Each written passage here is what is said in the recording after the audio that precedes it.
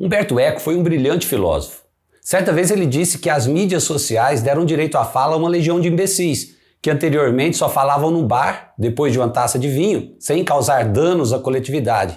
Agora, eles têm o mesmo direito à fala que um ganhador de prêmio Nobel. A internet promoveu o idiota da aldeia a portador da verdade.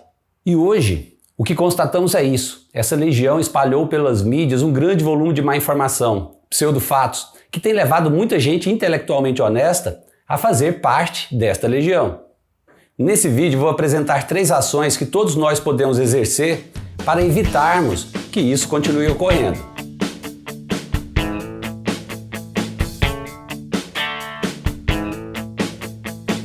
Olá, meu nome é Eudes, eu sou doutor em ciência, professor e pesquisador. Bem-vindos ao Verve Científica. A Verve Científica é um projeto de extensão universitária, apoiado pela Universidade Federal de São Paulo e coordenado por mim e pela professora Tassiana Malaspina. Esse projeto tem um objetivo triplo, que é ensinar a ciência, combater as pseudociências, fake news e negacionismo e estimular os nossos jovens e jovens adultos o interesse pela ciência. E se você considera isso relevante, assine o canal e já dê um like nesse vídeo. Essa é a forma mais contundente de nos ajudar a disseminar a ciência pelo YouTube. Sem dúvida alguma, mais do que nunca, é fundamental estarmos cientificamente preparados para transitarmos com segurança pela vida. Você, munido de uma boa base científica, é uma pessoa mais racional, tem pensamento mais crítico, mais sofisticado. E isso te dá uma grande vantagem, pois lhe permite fazer as melhores perguntas, encontrar as respostas mais adequadas, tomar as decisões corretas, ser mais assertivo e, ao mesmo tempo, você terá uma menor inclinação ao negacionismo, às fake news, às pseudociências. A sociedade tem pago um preço alto devido à sua ignorância coletiva. Basta nós pensarmos no movimento antivacina, nas medicinas alternativas, no negacionismo climático. Combater essa ignorância coletiva, bem como o seu crescimento, é difícil. Como é que podemos convencer uma pessoa que é blindada contra qualquer argumentação racional, mesmo que seja baseada em evidências? Negacionistas não acreditam nos fatos, somente em suas próprias intuições, nas suas percepções. Nós da Verve Científica não temos uma resposta definitiva para essa questão, mas certamente temos uma proposta. Nossa sugestão é trabalhar as bases, começar do zero, educar a massa. Levar a ciência às pessoas de forma natural, sem jargões ou tecnicalidades matemáticas. E você tem um papel importante nesse processo, porque há 3 linhas de ações através das quais todos nós podemos transmitir o nosso conhecimento, bem como o nosso interesse pela ciência. A primeira e a mais importante é o letramento científico. A segunda é o próprio combate ao negacionismo e às fake news. E a terceira é a obtenção de erudição. Uma compreensão abrangente tanto do processo científico como da trajetória e obra de grandes cientistas. Como vocês verão, todo o conteúdo desse canal gira em torno dessas 3 linhas. Cada vídeo que é publicado aqui contempla uma ou mais delas. Praticamente em todos os níveis de conhecimento é possível que uma pessoa ensine outra. Por exemplo, um aluno do ensino médio pode explicar para um aluno do ensino fundamental o funcionamento básico, digamos, do sistema solar. Um aluno de graduação pode explicar com maior rigor a evolução das espécies para seus possíveis colegas que ainda estão no ensino médio. Já um professor de física, como eu, pode explicar tanto aos alunos de graduação quanto para um público geral a teoria quântica, mostrando que ela não faz nenhum milagre. Isso cria uma rede de informações seguras que, com o tempo, se torna uma avalanche de boas informações que será devastadora contra o negacionismo científico. Você vai inspirar um aluno mais jovem, uma pessoa mais jovem a seguir os seus passos no entendimento do mundo. Outro aspecto é o autoletramento. Todos nós somos ignorantes fora da nossa área de atuação. Einstein não sabia nada de biologia e Newton desprezava as artes. Isso mostra que mesmo para um gênio, dominar todas as áreas é algo impossível. Mas é muito importante que estejamos antenados no que ocorre nas outras áreas do conhecimento, principalmente quando nos referimos à ciência básica. Se você é físico, por exemplo, busque informações sobre a teoria da evolução, sobre o princípio de funcionamento das vacinas, sobre a teoria dos germes. Agora, se você é um biólogo, procure informações sobre astronomia, que é a criptonita dos terraplanistas e dos astrólogos, ou sobre física moderna, para não sair aí aderindo a alguma terapia quântica. Essa é a base do letramento científico, o processo pelo qual uma pessoa adquire uma base científica útil e que vai ajudá-la a compreender o mundo que nos cerca, principalmente nas coisas que se referem à vida prática. E todos nós devemos nos engajar nesse letramento científico ativamente, em prol de uma profunda mudança positiva, tanto do ponto de vista individual, quanto do ponto de vista da sociedade em geral. Uma segunda linha de ação se refere propriamente ao combate às pseudociências, às fake news, às teorias da conspiração e ao negacionismo. Isso nada mais é que a aplicação direta do letramento científico que você adquire. Se você entende como a ciência funciona e tem uma boa base conceitual, você se torna mais cético, você fica esperto e começa a identificar picaretagem. Você começa a perceber quando uma notícia é falsa ou exagerada. Você começa a constatar que teorias da conspiração, normalmente, são narrativas que não se sustentam.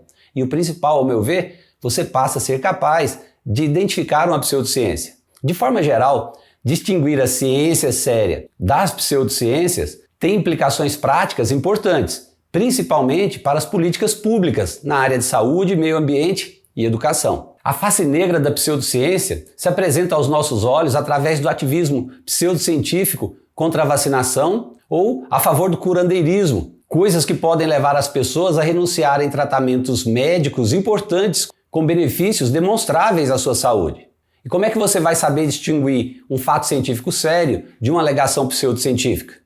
Bem, nem sempre é fácil fazer isso, mas a principal postura a assumir é se manter cético, ficar na dúvida, principalmente quando a alegação lhe soa boa demais para ser verdade. E não confunda aqui o termo cético com negacionista.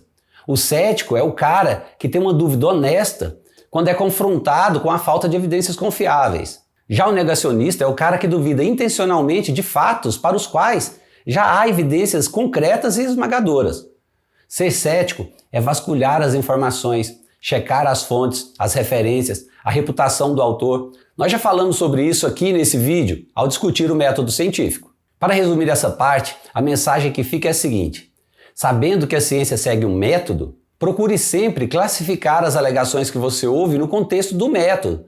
Ela foi testada? Ela foi validada? Foi publicada em algum periódico sério? E com isso você vai estar mais seguro sobre o que você aceita como verdade. E para complementar, classifique também as suas próprias ideias. Há motivo para eu acreditar nisso que eu acredito? Isso já foi testado? Quem é que testou? Não há evidências? Então é melhor eu abandonar essa ideia. Quando você compreende o processo científico e passa a ter noção de como um cientista produz a sua obra, fica muito mais claro o valor intrínseco da ciência. Por outro lado, a falta de compreensão sobre como a ciência funciona faz com que pseudociências se tornem muito atraentes para resistir, não importa o quão inteligente você seja. Muitos têm a impressão que as teorias científicas surgiram como o virar de uma página no livro, quando você muda da segunda para a terceira lei de Kepler no seu livro de física. Mas não é assim. A ciência avança a passos lentos, de erro em erro, vagarosamente até se aprimorar. Algumas melhorias podem levar anos, outras podem levar séculos. O modelo heliostático é um exemplo mais icônico disso. Levou mais de 2 milênios e também muito sofrimento individual por parte dos envolvidos para que esse modelo fosse aceito. Já o modelo atômico levou mais de um século para se aprimorar. Isso se considerarmos apenas os desenvolvimentos após a Revolução Científica. As leis de Kepler, a teoria da evolução, a teoria da relatividade, que hoje são apenas algumas páginas nos nossos livros didáticos, consumiram a vida inteira de seus autores. Sem contar que todas foram duramente criticadas pela comunidade científica de sua época. E o melhor, todas essas teorias resistiram às críticas, aos ataques, aos testes, sempre sendo validadas. Observe que é assim que o processo científico se dá. É duro, lento, burocrático, requer testes e mais testes para que seu avanço possa continuar. Compreender isso é importante, pois valoriza o processo científico e ajuda a ponderar sobre o quanto as pseudociências, que são caracterizadas por evitar complexidades, são estruturas simplórias e inconsistentes. É justamente aqui que entra a erudição, o conhecimento extra, adquirido por meio de estudos históricos ou anedóticos sobre a evolução de um campo da ciência ou da ciência como um todo. Esse conhecimento vai lhe propiciar uma visão crítica quando você se deparar com alguma ideia pseudocientífica. Você vai parar e raciocinar, peraí, há cientistas geniais de todas as épocas e lugares, pessoas que gastaram suas vidas inteiras estudando sobre esse tema, se expondo às críticas. Suas teorias foram testadas de várias formas por várias pessoas da área. Eles dominam esse tema mais do que qualquer outro humano que já passou pela Terra. Esses cientistas unanimemente defendem os fatos reais e sabem, por exemplo, que a Terra é redonda, que a evolução é um fato para o qual há uma torrente de evidências, que a vacina funciona e salva vidas, que não há mecanismo químico que justifique, por exemplo, a prática de homeopatia. Por que raios um pequeno grupo sem formação científica, munido apenas com lábia e interesses pessoais, poderia estar certo, enquanto todos esses gênios estariam errados? Percebem o quanto isso é ridículo? Sem dúvida é importante que cada um de nós, brasileiros, reconheçamos a importância dos cientistas brasileiros. Precisamos fazer com que os nossos jovens, com aptidões científicas, não precisem sonhar grande em ser um Einstein. Ele pode sonhar grande em ser um César Lattes ou um Newton da Costa, ambos internacionalmente reconhecidos. É imperativo que todos nós brasileiros saibamos quem foi César Lattes, Newton da Costa, Carlos Chagas, Johanna Dobereiner, Otto Gottlieb e muitos outros. E isso não é somente porque eles são brasileiros, mas sim porque eles são cientistas de reputação internacional, muitos indicados a prêmio Nobel. E as suas descobertas não ficam atrás daquelas feitas por grandes cientistas estrangeiros. E é por essas e outras que é importante para os nossos jovens conhecer os ícones da ciência nacional e as suas realizações. E tem mais, o ser humano que há dentro de cada homem da ciência. Os seus defeitos, os seus sofrimentos, os seus trunfos, a sua perseverança. É válido saber, por exemplo, o que é que Kepler, o pai da astronomia moderna, e Planck, o pai da física quântica, tinham em comum, além de seus insights fabulosos que marcaram a história da ciência. Ambos tiveram uma vida de sofrimento miserável. Ambos perderam sua família inteira por mortes precoces ao longo dos anos. Eu vou apresentar apenas um detalhe sórdido da vida de cada um. Kepler teve a sua mãe acusada de bruxaria ao final da Idade Média, enquanto que Planck teve um filho assassinado pela Gestapo durante o nazismo. E mesmo levando essa vida miserável, esses homens conseguiram produzir grandes obras na física. Conhecer a trajetória desses homens da ciência agrega ainda mais valor aos seus feitos e nos traz motivação e inspiração para continuarmos em busca das nossas próprias realizações. Se cada um de nós se envolver de forma ativa com essa linha de ação, certamente vamos contribuir pesadamente para termos adiante uma nova geração de pensadores, mais críticos, mais atentos e menos propensos ao negacionismo. A Verve Científica busca oferecer as bases para que você obtenha o conhecimento, os argumentos de combate e as fontes inspiradoras necessárias para entrar no jogo e contribuir de forma efetiva para disseminar a ciência enquanto desmascara as pseudociências. Nesse canal você vai encontrar a paixão e o entusiasmo pela ciência. E é essa verve em cada um de nós que vai combater todo esse negacionismo e pseudociências que tem por aí. Nos ajude a conter a legião de imbecis. Gostou desse vídeo? Então dá um like agora e ajude-nos a divulgá-lo. E tenha a Verve Científica. Abraço e até a próxima!